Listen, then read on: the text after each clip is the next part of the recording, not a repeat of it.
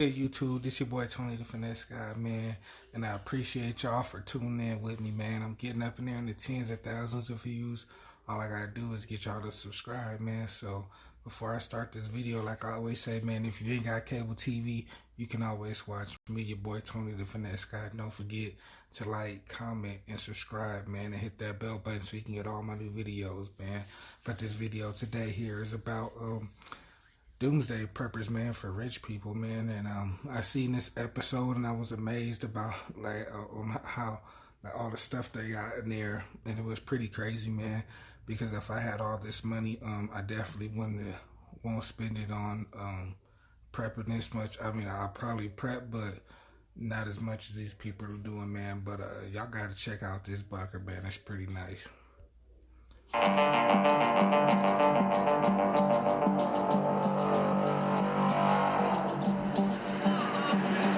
After a ballistic missile launch in November, Kim Jong-un now claims his nuclear weapons program is complete.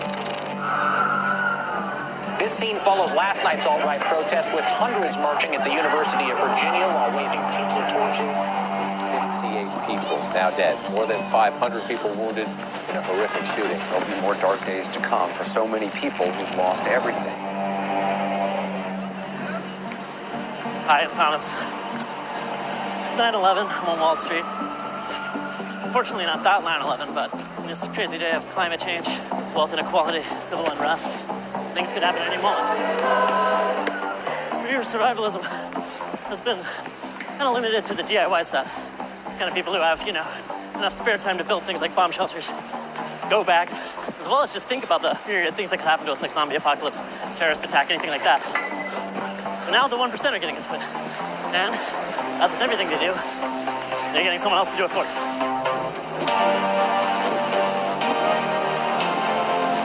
You got that tide, so stay away from it. No, keep the gas up. The city's on fire. Exactly. The wheel is off the bus.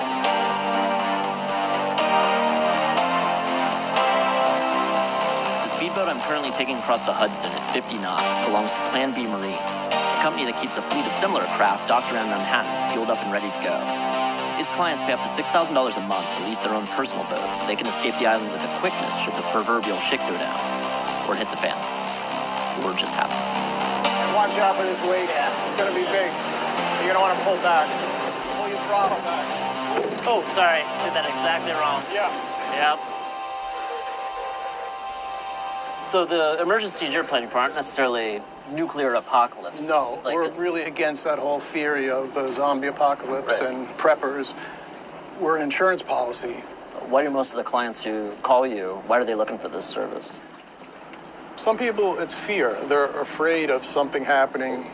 It all relates back to September 11th. If something like that could happen, something just as bad could happen. Yeah. And they don't want to be in that position where they feel helpless. Well, I remember, during the blackout. The blackout was the biggest problem. Everyone comes out of the subway. Yeah. All the lights are out, so now cars don't move, and the whole city's in gridlock. It's an eye-opener when I speak to some security people. What they're worried about was something I never even thought of. Do you take that with a grain of salt when you talk to police? I do, but I'm an optimist, so... Yeah. An interesting market to be in as an optimist. I know. It's a service I provide for other people, not myself. No? But maybe my head is in the sand like other people, because things happen, and things have happened in the past. Once you've gotten out of the city, though, the next question is where do you go from there?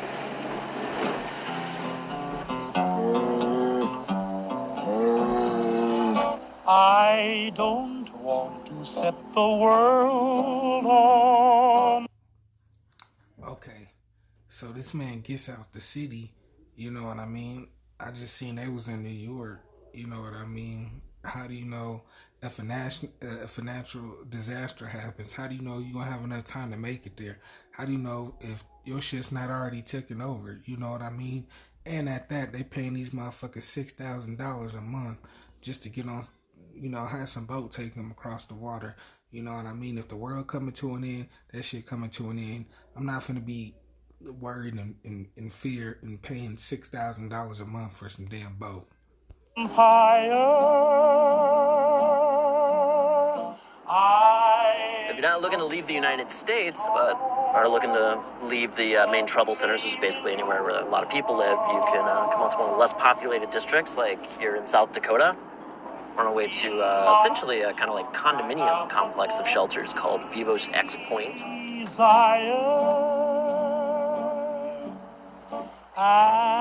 Shoes off?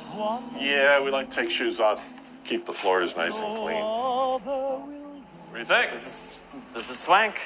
So this shelter was recently completed. We built it as a showroom for people to come walk through, touch and feel, and see how to do it. You know, the way this works is they come and they go and they build out their bunker over time, and everybody's got different ideas and different plans, and that's fine. We like that.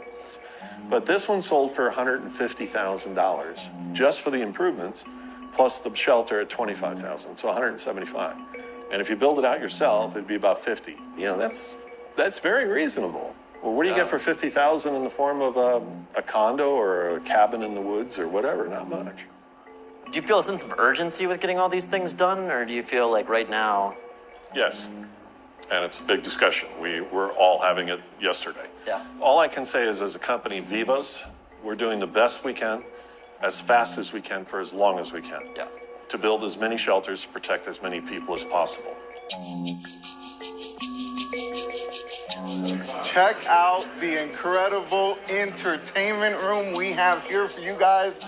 Incredible what you can do with a bunker.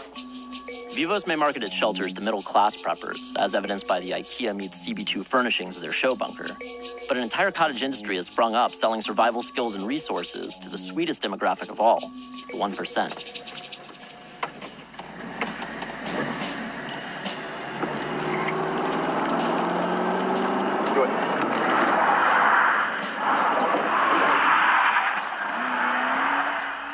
Dan Clark was a bodyguard for some of the corporate world's richest figures before starting Clark International, a security firm in Omaha, Nebraska that teaches executives, famous actors, and other high-net-worth individuals how to protect themselves and get away from kidnappers, terrorists, assassins, and mobs of angry, low to no net worth individuals. Being in the position that you're in, you may find yourself where you actually have to defend yourself. And there's some fundamentals of self-defense that you should know and that we're going to practice today. Front foot's going to go forward, back foot's going to follow, just like that. That's really good, Thomas. Good. The people of high net worth, not only do they have the regular concerns as the average citizen of the random crime. Let me tell y'all something. Thomas look weak as fuck. If it ever come down to it, Thomas ain't going to make it. He going to need a lot more practice than what the hell is going on right here. Are running across the mentally ill, but the people of real high net worth, they need to be concerned as well as far as targeted crime.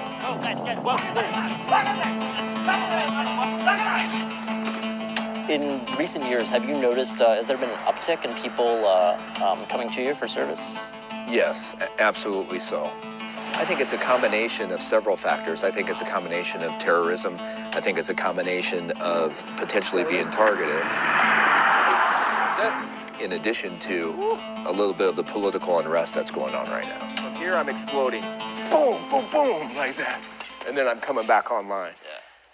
And when you get good enough, you make your own sound effects. Okay. Part of Clark International's business model is keeping their roster of clients confidential. It's very good, Thomas. Okay. Which is always a selling point to the have-mores in society, who like to keep their private lives as private as possible, especially things like what they own and what they're afraid of. And see, I like that, though, because, you know, they're Doomsday's purpose. So if they prepping, you know, that's pretty good. You know what I mean? They getting them ready for, you know, any scenario, you know what I mean? But when shit hits the fan, you know, people don't think, you know what I'm saying? In order to prep for this, you really got to be on it day in and day out. And, you know, people like me, I just don't have time for no shit like that. You know what I mean? Like I said, if the world's coming to an end, it's coming to an end. Ain't nothing we can do about it. Just get your guns, get ready. You know what I'm saying? That's it. You know what I mean? I'm not putting all my money to this. It's going to be going into my family in the future. You know what I mean? And if we have one. To wit, there's purportedly an entire scene of tech billionaires within the prepping community who've been buying up bolt hole properties in New Zealand and elsewhere, and which purportedly includes the likes of Peter Thiel, LinkedIn founder Reid Hoffman, Reddit founder Steve Huffman, guys, it's safe to say, are no dummies, especially when it comes to what they do with their capital. At least one tech tycoon, however, is spending his time and money trying to raise the alarm about the economic catastrophe looming in our wealth disparity gap, instead of just preparing to run for the hills in his new Tesla. Intuition about the future is the essence of good entrepreneurship. So what do I see in our future today? You ask? I see pitchforks, as in angry mobs with pitchforks. I love these mugs, by the way. You like our trickle-down mugs? Yeah. Oh, these are you guys. Yeah, of course we did. Trickle-down economics. Making the rich richer and the poor poorer since forever. That's cute. I wrote this piece for Politico a couple of years ago called "The Pitchforks Are Coming for Us Plutocrats." You know, just offered the basic argument, which is that if any society which becomes radically unequal either becomes a police state or devolves into revolution. There aren't any counterexamples to that, and that we should try to avoid that. Yeah. I don't know. Maybe there's plan B. In 1980, the top 1% of Americans got about 8% share of national income, and the bottom 50% of Americans got 17.7%. Fast forwarded to like 2007, top 1% had gone to almost 23%, while the bottom 50% had fallen from 17 to like 11. Wow. All you have to do is take that trend, just imagine it goes for another 20 or 30 years. That arrangement does not resemble what we currently have. Democracy is gone, the normal economy is gone, you're living in some sort of weird feudalist hellscape. It's hard to believe that we're going to be able to get the country back on track without some pretty crazy stuff going down. Crazy in what sense? What do you see as happening? I mean, I think that you're going to see a ton of social unrest play out over the next 10 to 20 years.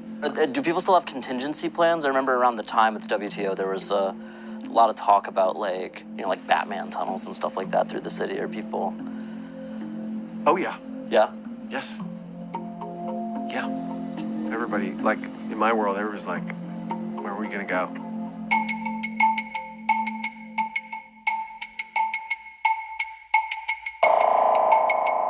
The Raven Ridge Survival Condo was originally constructed as an intercontinental ballistic missile silo in the 60s. After its ICBM was taken out, the silo sat derelict for 40 years until developer Larry Hall bought. Now this is the bunker. This the bunker of all bunkers. This the one I've been telling y'all about, man. This shit is crazy. Watch y'all see what they got in here, man. It to make into a data center that could withstand the shockwave from a nuclear explosion. Then he had a change of heart and decided to convert his plans for a server farm into a shelter for the most precious data of all, human civilization. Hi. Thomas. Hello. Larry Hall. Welcome to the Survival Condo.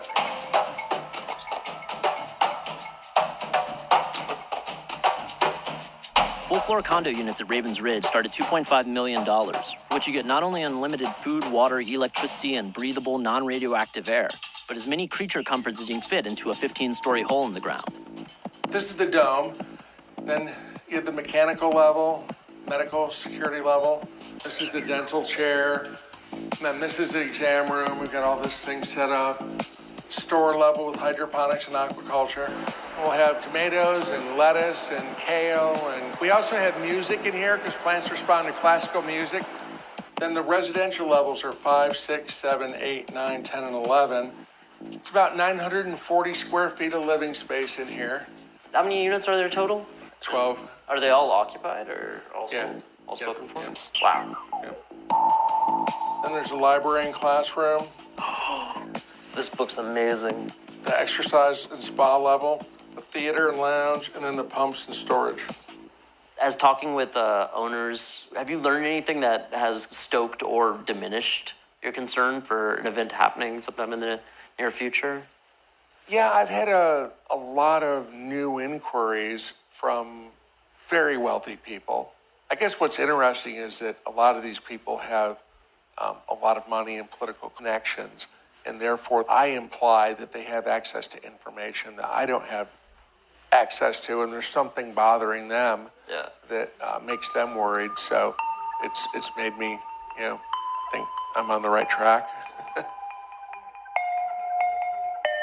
So the whole place was engineered to make life normal here for an extended period of time. Yeah. And that's what makes this place so much more survivable You know, people look at a bunker and they look at, oh, well, how much is it? And you just don't know what all goes into it. But this is not just a bunker. This is designed to make life normal for extended periods of time under the harshest of conditions. Do you ever look forward to, not the events leading to a situation where you're locked in, but the idea of being locked in and getting to use all this? No. How does it feel to put so much work into something you hope won't be used? It feels good because, and my owners have all said the same thing. It's a peace of mind. I have a plan, and if something bad happens, I know what I'm going to go do. And that's what people get, is peace of mind. You know, that if the unthinkable happens, that they've got a plan to keep life good for their family. The first bunker was 54,000 square feet of living space. The new one is 3 times this size. It's 150,000 square feet. Are any of those sold yet, or? Half the units already are spoken for, so we're going to hit the ground running pretty quick on that now. Man, that's crazy, man. I wonder who owns these bunkers, man.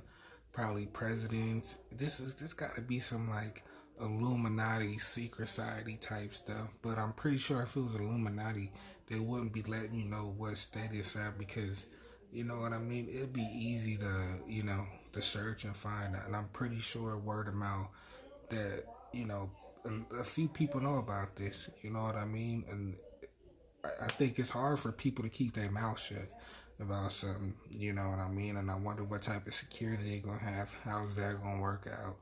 You know what I mean? I'm just wondering how all this is gonna work out. I'm pretty sure they got a good plan. They're paying $2.5 million, you know what I'm saying? Which is crazy. You know what I mean? I just don't know if it's worth it or not. You know what I mean? I'm religious. I believe in God. You know, I think God is going to be my savior. You know, these people, these rich people think this is going to be their savior. You know what I'm saying? But if an asteroid hits the earth, you know, you ain't going to have time to go to this bunker. There go all your money for nothing. You know, if the world ends, you know, you can't take that money with you. You know what I'm saying? So it's crazy to me, you know what I mean? But I do understand being prepared, you know what I mean? If I had the money, I wouldn't buy a bunker until something like this pandemic we're going through now, you know what I mean? And I'll probably be having my family there for the time being until stuff gets better, man. But I understand it, but then I don't, you know what I'm saying? Because it's like, if shit does hit the fan and it's all over, then it's over. You know what I mean? But you guess at least you were prepared. You know, at least you tried. You know what I mean? But like I always say, man, I appreciate y'all for watching. Make sure you like, comment, and subscribe, and check out all my other videos, and click the links below to check out all my other Doomsday's reaction. All right, y'all. Thanks for watching.